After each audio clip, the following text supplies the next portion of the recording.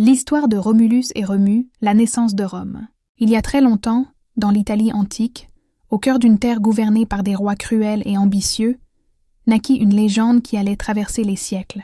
Une naissance menacée. La princesse Rhea Silvia, fille du roi légitime Numitor, donna naissance à 2 jumeaux, Romulus et Remus.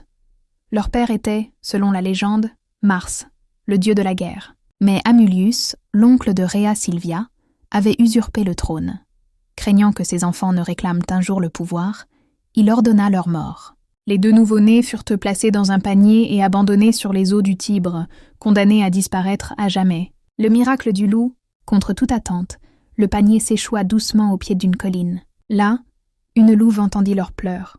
Au lieu de les dévorer, elle les protégea, les nourrit et les réchauffa dans sa tanière. Sous sa garde, les 2 enfants survécurent, grandirent et devinrent forts.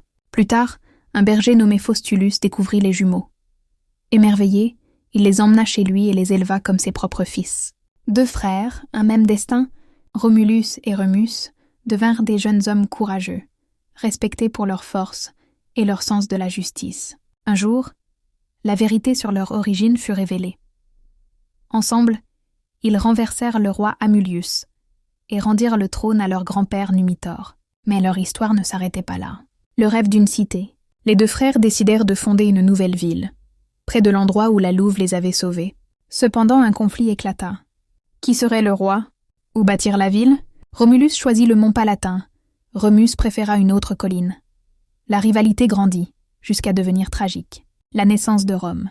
Dans un moment de colère et de malentendu, Remus mourut, laissant Romulus seul face à son destin. Brisé mais déterminé, Romulus fonda la ville et lui donna son nom, Rome. Il en devint le premier roi, établissant les lois, les institutions et les fondations d'un empire destiné à dominer le monde antique. Une légende éternelle, ainsi naquit Rome, dans la douleur et l'espoir, sous le regard silencieux de la louve devenue symbole éternel. Romulus et Remus restent aujourd'hui l'image du courage, du sacrifice et de la complexité du destin humain.